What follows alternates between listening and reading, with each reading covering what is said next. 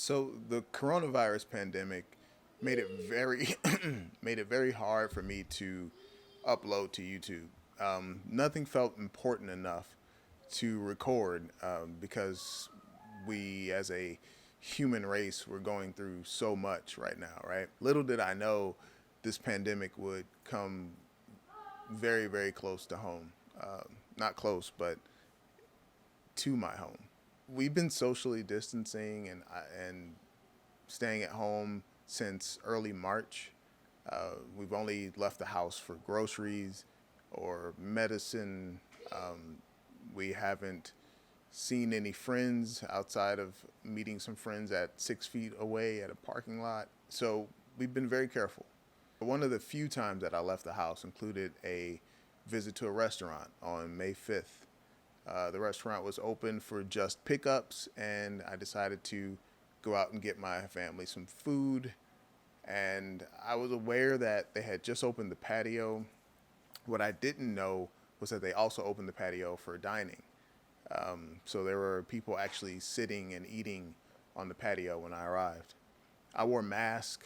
I kept my distance from people, and there were a lot of people there without mask on. And I just ordered something that wouldn't take too long, that I could maybe get really quick and get out of there. But my order, no matter how small, still took like 20, 30 minutes because of how frantic everything was, because of how strange things are right now. More and more people started to show up. A lot of people weren't wearing masks. I kept shifting my position to keep myself away from everyone. Um, and when I left, I put the bags in the trunk.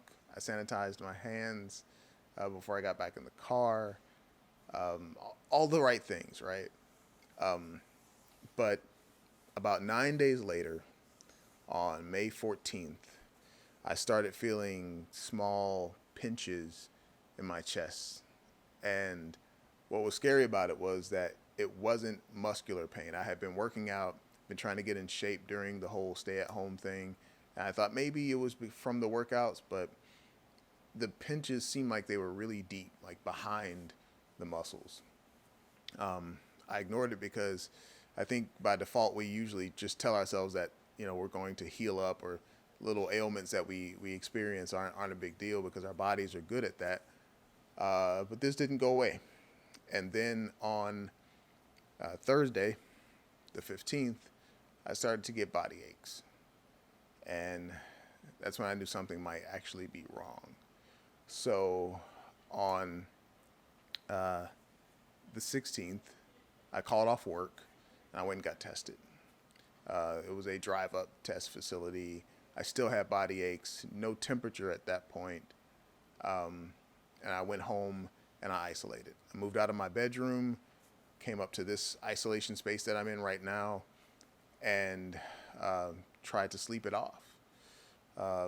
As time passed, I started to feel more pressure in my right lungs, a lot of discomfort. It almost felt like there was like gas bubbles in my chest. Um, it was just uncomfortable. I had to sleep on my left side just to be able to go to sleep. Um, so the weekend was really rough. And by Monday, I still had some pinching and discomfort in my right lung, but it was bearable. On Monday morning, the 19th, that changed. I started to get sharp, deep pains in the back of my lung, pain that I'd never experienced before. It was overwhelming how painful it was. My wife was actually about to have a meeting, and I was just going to lay down during her meeting, and I called her downstairs and I said, "Hey, this isn't feeling so great. I don't think this is good." And she asked me, "Do you think we need to go to the hospital?" And I'm I generally don't complain about pain too much, but I said, yeah, I think we need to go. So I went to the hospital. I went to the emergency room and got an X-ray for my chest, and they did see an abnormality. in my lungs, likely due to COVID. And I already expected that it might be that anyway. But they were pretty certain when they saw the patterns of pneumonia developing in my lungs that it was COVID. So it was very scary. Like I said, it was the most painful thing that I've ever experienced before. Um, I was actually in the hospital bed, and I decided to let out a little cough because I felt a little bit of tightness in my chest, and it was a very subtle cough. But when I coughed, it felt like my entire right side was going to explode. I literally had to grab both sides of the hospital bed and basically just wait for the pain to end. It hurt so bad that all I could do was freeze and sweat until the pain stopped. Um, I text my wife right after that and I said, I'm glad we came in because I don't know how, you know, I could have been at home feeling this much pain. Um, but thankfully, I was discharged from the emergency room because I was holding my own with oxygen. My blood oxygen level was at 97 to 98% and steady. So I was still breathing fine, but I had a lot of discomfort. So when I got home, I realized how serious this was because it was still very hard for me to move.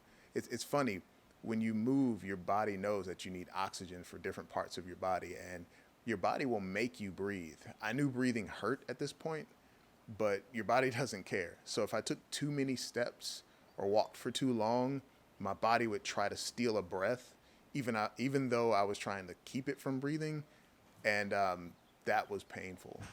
Every time my body would suck in air, my right side would just hurt so bad that I would literally have to stop. So this level of pain went on for quite a while. On Monday, I actually considered going back to the emergency room because it was very, very hard to deal with. But over time, I had already taken some antibiotics. It did subside. So fast forward, the last couple of days have been some of the hardest days I've ever experienced. There's been a lot of coughing, a lot of sleeplessness. Anybody who's had pneumonia knows how difficult it is, but it's even more difficult when your lungs are inflamed with a virus. So things like coughing and things like that were just really, really excruciating. But every day my blood oxygen level remained the same. I am currently 48 hours fever free. So I seem to be recovering. This is day 8, as a matter of fact. So I'm grateful that this particular case has been survivable for my body. I know that's not the case for everyone, so I'm grateful for that.